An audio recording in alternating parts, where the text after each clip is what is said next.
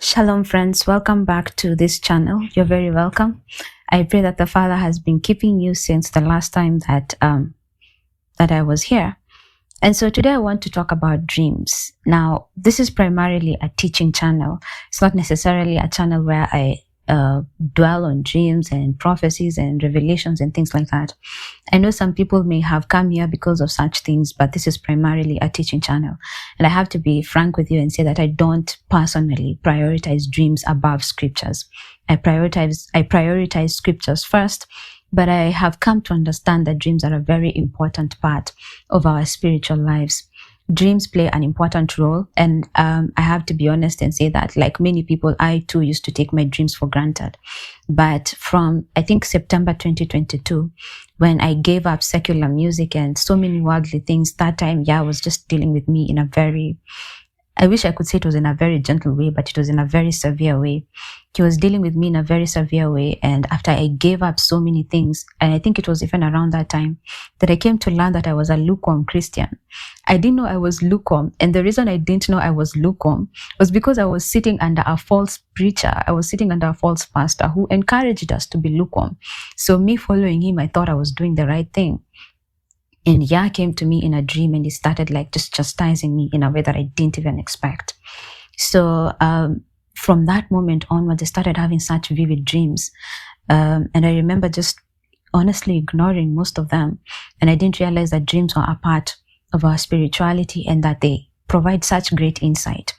They provide such great detail of what we are to do with our everyday life. You know, they are like the living, palpable side of spirituality, such that your spirituality is not just this dull relationship with the Most High. It becomes open, where He can communicate with you what to do regarding a certain thing or what is going to come next. So you prepare your heart for it, you know.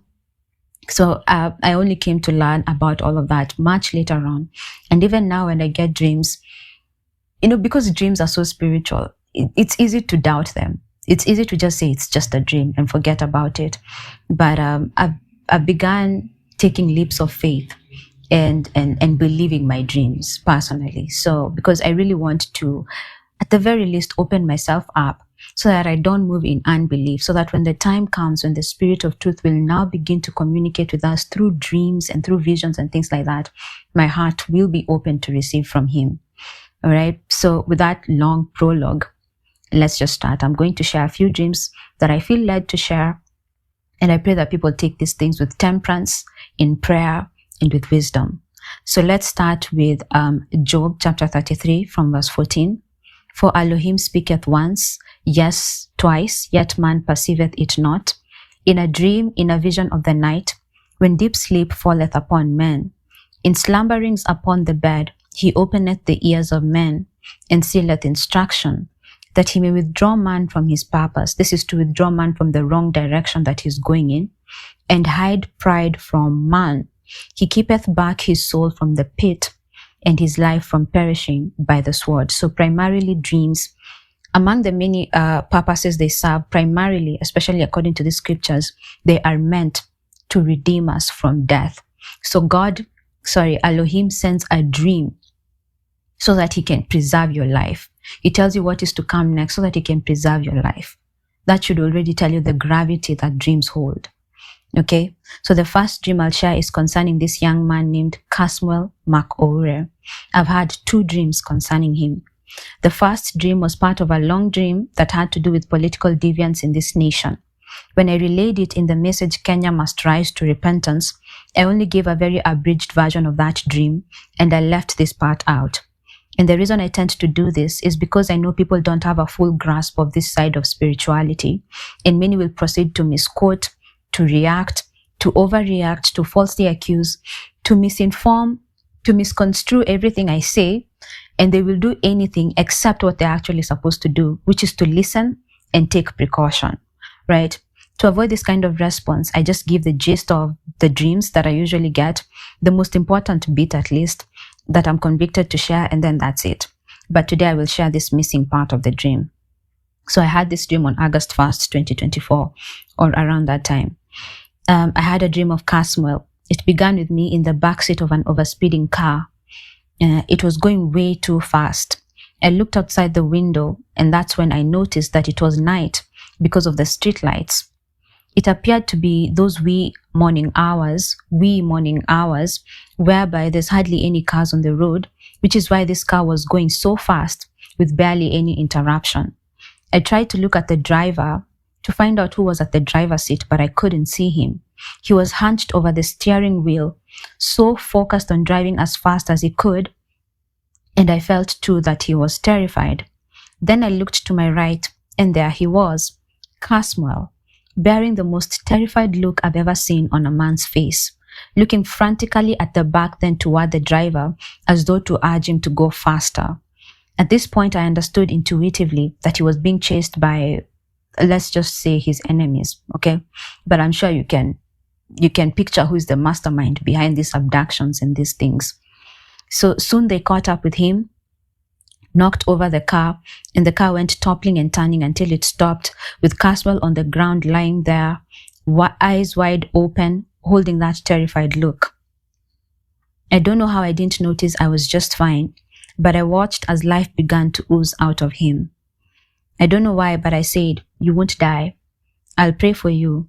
You won't die." Now I take this to be the my subconscious reacting to just seeing a person lose their lives. Obviously, you want them to stay alive, so you do what you can. To me, that was prayer. So when I had this dream, my first reaction was just to ignore it. But it kept coming back and kept coming back to a point where I couldn't ignore it. So I prayed about it, and I just asked the Father, like, what is this dream? What does this dream even really mean? What am I supposed to do with it anyway? And he gave me one sentence, which I won't share for now. But the dream just kept on disturbing me, and in the end I decided to just keep it aside, and I said, should the Father continue leading me to share this dream, then I will. Otherwise, I wouldn't want to cause panic. I wouldn't want to cause contention, discord, drama. So I'll just keep it until it's time for me to share. And I was just going to leave it as a dream and not really concern myself with it. But then again, on Wednesday, August 21st, 2024, I had another dream concerning KASMUEL. So actually it was on the night of August 20th, right? So I recorded it on now, August 21st. I dreamt of KASMUEL again. In the dream, he was depicted as extremely influential and arrogantly sure of himself. People respected him. They chased after his words like treasure, and somehow I was put in their midst. The dream began with me walking into this middle-class, well-furnished house and a bunch of people following after him into the house like an entourage, okay? So from the back door, so they were following him into the house. From the back door, past the corridors, and stopped into this room right before the sitting room, a lounge, I think. And there was a round table with a few chairs, and they sat there, and I was put there in their midst. These people were asking him questions, and he would answer, and they would write down everything he said. They would go quiet to listen to what he had to say, then ask more questions, and repeat the same process again. So they would ask him questions, listen to what he has to say, and then they record down so dutifully, like, wow, these are super important words, like, wow, like such wisdom, such, they just really valued everything that was coming out of his mouth. So this is what was happening, like a Q&A session was going on. Then someone from the sitting room came and signaled to KASMUEL that it was time for him to address those gathered in the sitting room. So we all left to join them there. The room had chairs arranged in rows. A few people were already seated, not in any particular order. We joined, and I sat at the front.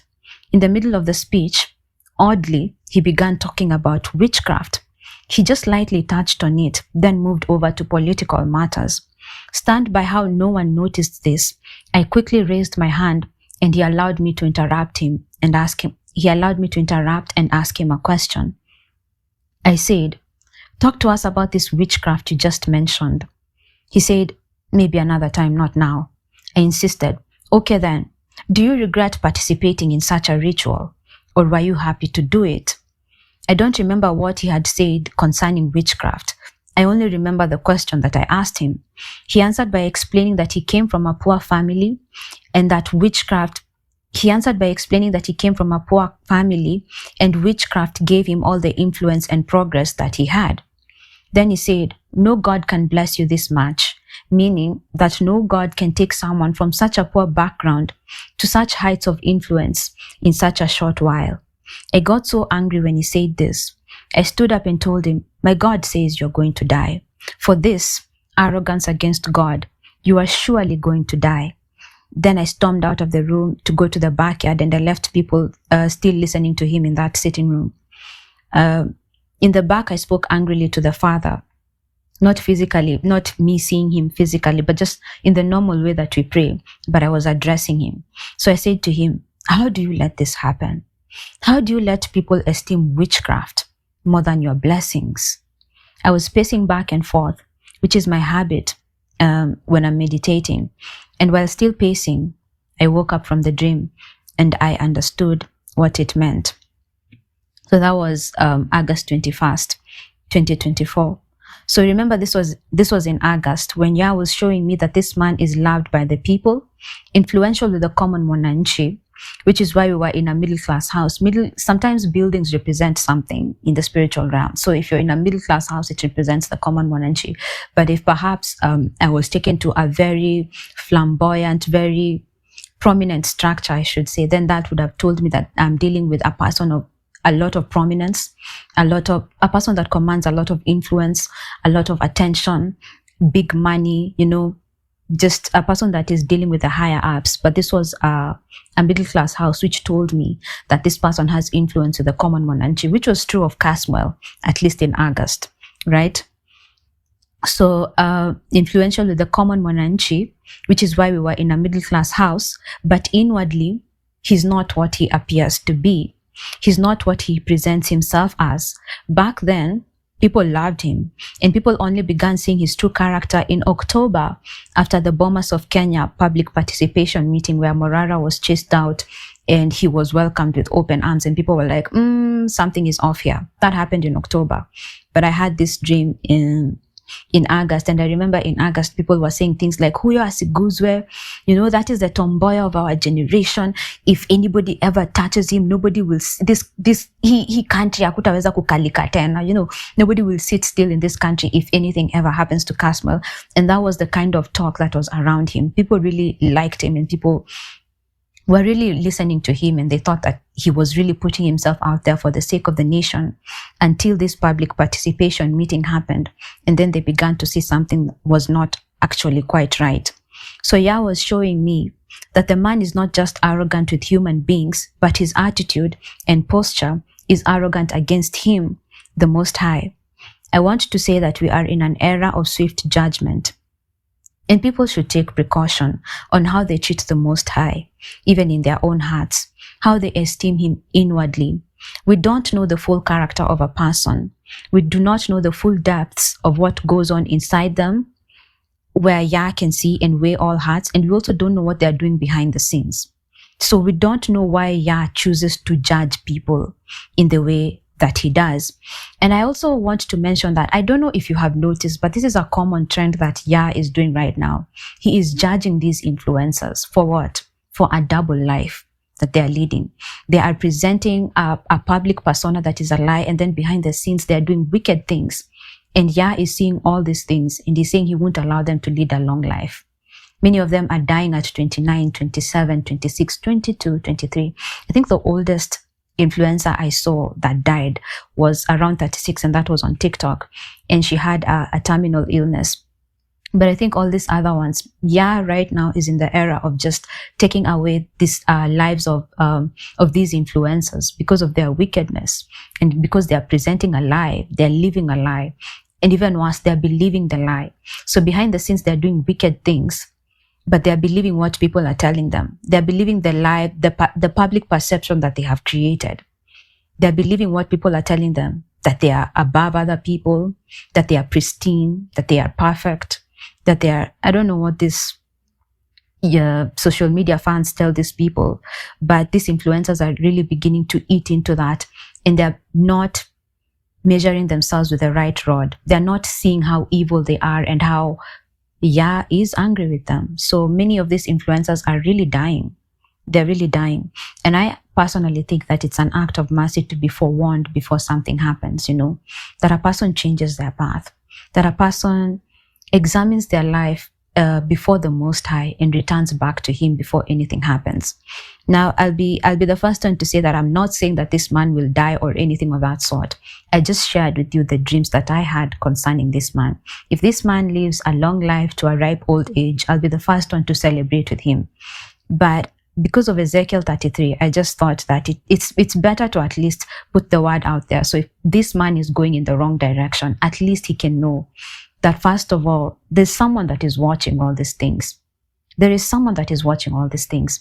And he's not just watching influencers, he's watching all of us, believers as well. If we are seeing people of the world being judged because of leading double lives and because of presenting a lie to others, how much more us, right? Yah is also telling us that he's expecting us to lead a truthful, righteous life, not presenting ourselves as one thing on social media or to the people out here, but our hearts, our posture, what we are doing when we are alone has nothing to do with him. All right. So I just wanted to say that because of Ezekiel 33, I thought it best not to ignore these dreams, but to put it out there should anything happen, so that if anything happens, there will be no blood on me. Like, the sword will not come and get me. So I just knew that if I didn't share this dream and if anything happens, Yah would hold me accountable. Excuse me. Yah would hold me accountable. And I just wanted to raise the alarm just in case of anything. But I do wish this man well. And my prayer is that he repents and he stops whatever he's doing behind the scenes that is making Yahuwah very angry. And the verse I was given was Proverbs chapter 16, verse 5. Yahuwah detests the proud, they will surely be punished. And I will end this section with Matthew chapter 3, verse 8, which says, prove by the way you live that you have repented of your sins and turned back to Elohim. Okay. So the other dream that I had, I have titled it, The Gods Are Returning. And it's from a nap I took on October 5th, 2024 on a Saturday. As part of a longer dream, my mother and I, now in this dream, we were watching a scene from the Prince of Egypt, but specifically the part where Moses is facing magicians and they start calling out the names of the gods of Egypt. Now, when they called out the name of a god, that god would physically appear before us and we would see the tall, giant, massive creature before us. These creatures were adorned in such unique style, it marveled me. One particular god stood out to me, the one mentioned at the very end, the very last one. He wore attire that nearly 100% mirrored what Maasais wear today, including his adornment, that is the ornaments on him and things like that. So it made me think that many ancient tribes and peoples got their beauty aesthetics from following how these creatures were dressed. And this is not far-fetched. This is not a far-fetched thought, considering that Yah himself gave Hebrews commands on how to dress and on how to dress in a way that would identify them as set apart unto him. Aaron the high priest was told how to dress, right? Hebrews were forbidden from mixing materials of the garments they were to wear. It appears that these ancient gods would also tell their people how to dress in order to be identified with them. It also made sense to me that the Maasai lookalike god was mentioned in this quote-unquote Prince of Egypt scene. We know that the current inhabitants of Egypt are not the original owners of that old mighty dynasty that had the whole had the whole world at its feet. Excuse me. The descendants of the original Egyptians are Nilotes, the Sudanese, the Maasai, the Luos, etc. Then during the Arab invasion, they were driven downward, and because from their traditions they trusted in the Nile, they believed that if they followed the Nile, they would be safe. And it led them downward to the source, which is Lake Victoria, and many of them settled there to this day. So that is in East Africa. This teaching was also given as part of our history and geography lessons in primary school. So the last god was the only one that became animated before me. He took giant steps toward a direction behind me, then took a bastion, walked back to his initial position, and turned back into a statue with the bastion in his hand. These gods were shown to me in cartoon form. I didn't see all the mentioned gods, but I saw enough to understand what the dream meant. The gods are returning. Now, again, I was about to ignore this dream, but the Father reminded me of yet another dream that I had ignored that turned out to be important. In September of 2022, I dreamt of a Nephilim. Then I didn't know that it was a Nephilim. I hadn't learned about them. The dream began with me in a house which I perceived to be in Lavington. I don't live there, so it was clear to me from the very beginning of the dream that I was far from home. I was seated in a backyard patio with 4 men having tea. I didn't notice that I was the only girl in this meeting. I understood it to be a church meeting, so I was very excited to be included. But when the dream began, the meeting was coming to an end. The man seated directly in front of me, so it was like the way I'm sitting right now. And then there's 1, 2, 3, 4. There was a man that was just right at angle, like right next to me. So the man seated directly in front of me said, "That's it, right? We are finished here." Everybody nodded in agreement, and we began to make eye contact with one another as we made movements to leave. As we made, like, you're pulling back your chair, you're folding things, you're taking things, you're leaving the table, right? On making eye contact with the last man, the man that was like at an angle right next to me, on making eye contact with the last man, I froze. I struggled to remain normal. That is, I struggled to remain aware, alert, responsive, but I could feel energy oozing out of me and me being unable to move my gaze from him. So I just stared at him, transfixed on him. I was in a daze and I just was transfixed on him. True. He stood up and I mirrored his movement. So when he stood up, I also stood up. And that's when I noticed how immensely tall he was. With my last strength, I remarked this to him, saying, "You're so tall." So I was saying, "You're so tall," like as energy was leaving my body. And with that, all my energy left me. And I was about to fall down, but he caught me. When he caught me, he carried me into the house, walking slowly past the kitchen, past the corridor, into a bedroom. He threw me on the bed and stood at the door. Right in that moment, I noticed something that jolted me back into consciousness. I noticed that this bedroom looked exactly like my bedroom, like the one I live in now, and I was horrified. A thought came to me, but I'm in Lavington, so why does this room look exactly like my room? I was terrified. Right at that moment, my energy came back to me and I sat upright and stared at that tall man in horror. This is all happening in seconds. When he saw that I had come to, that is, that I had come to awareness, right? When he saw that I had come to, it's almost as though he wasn't expecting it, because he also got shocked. And in that moment, he flinched. When he flinched, he stopped looking like a normal man and became the ghastliest, ugliest creature that I had ever seen. Pitch total darkness type of black, ugly with a wide face and horns, and just monstrous ugly. And I screamed the daylights out of my lungs, and I woke up, and I was happy to find out that it was just a dream. Excuse me.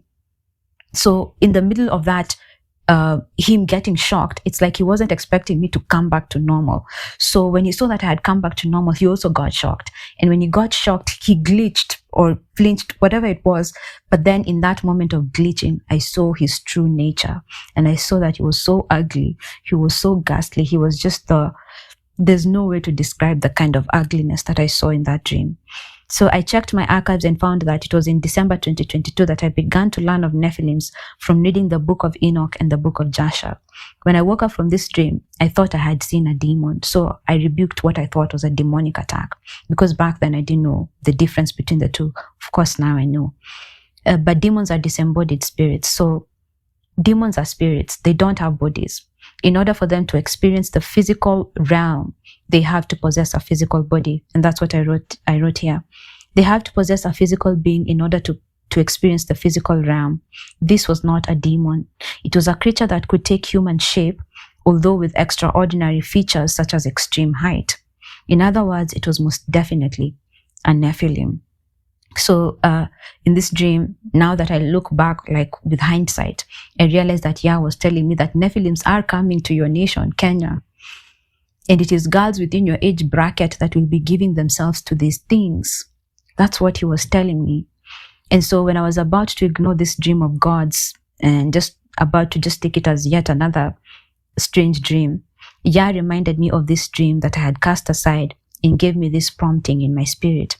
Remember this dream you ignored? Yet now, 2 years down the line, the reality of it is playing right in front of your eyes. Do not make the same mistake of ignoring this dream concerning the return of the gods. And so those are the dreams that I have shared. I have shared 2 dreams concerning KASMUEL. I have shared this dream concerning the return of the gods. And I have also shared a dream that I had that turned out to be important, which was a dream of Nephilims coming to Kenya. And so that's all, friends. And it's really important to take your dream seriously. I hope many people don't misconstrue what I'm saying. I hope they really take it with temperance and with wisdom. Because I think it was today morning, I had a dream concerning TD Jakes. And the dream was this. My sister just walked into the room and she said to me, "Jolene, do you know that TD Jakes is dead?" She said it so emphatically. I was like, "What?" She said, "Do you know TD Jakes is dead?" I said, "Oh my goodness. So then the prophecy has come to pass." And I was referring to the Master's Voice prophecy concerning TD Jakes. I said, "So the Master's Voice prophecy has come to pass?" She said, "Yes, it has come to pass." And that dream, I had it today morning. And I was about to forget it and, go about my business. But then it kept coming back. And that's when I Googled TD Jakes just to see what's going on with him. And I saw the viral video that's going on right now. And even when I started telling other believers, they were like, "You didn't know? It happened yesterday." And I'm thinking, "Oh, sorry, something happened to the light." And I'm thinking, no, I didn't know. I had no idea. But that's the thing with dreams. So yeah, bless you. That's all I have to share today. Thank you for being with me. I'll see you next time. In my heart, you are my brother. But things cannot be as they were. I see no reason why not. You know I am a Hebrew, and the God of the Hebrews came to me. What? He commands that you let his people go. Commands?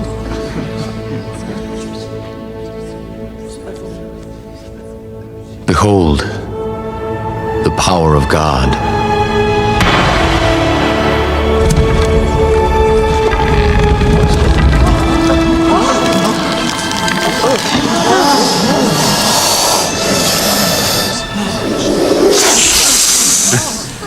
Wow, impressive. Very well, Moses. I'll play along. Hotep, hoi! Give this snake charmer our answer.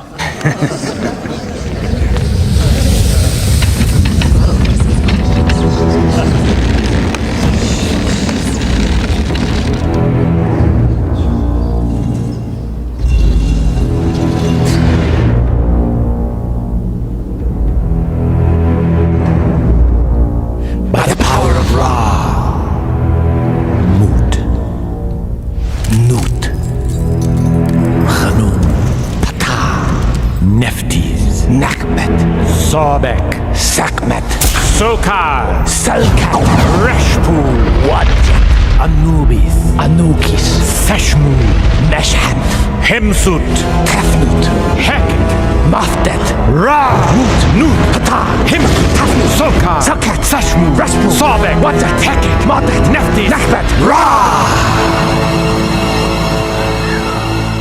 So you think you've got friends in high places with the power to put us on the run? Well, forgive us these smiles on our faces. You'll know what power is when we are done, son. You're playing with the big boys now. Playing with the big boys now. Oh, that's pretty. Every spell and gesture tells you who's the best. You're playing with the big boys now.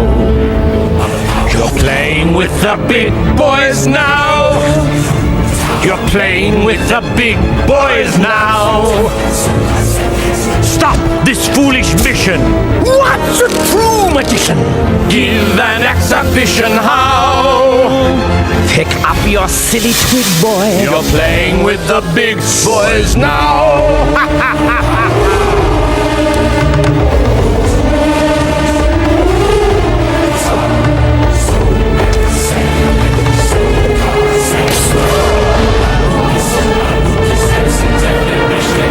Playing with the big boys now. You're playing with the big boys now. By the might of Horus, you will kneel before us. Kneel to our splendorous power. You put up a front, You put up a fight. and just to show we feel no spite. You can be our acolyte. But first, boy, it's time to bow. Or it's your own grave you'll dig. Or you're playing with the big boys. Playing with the big Playing with the big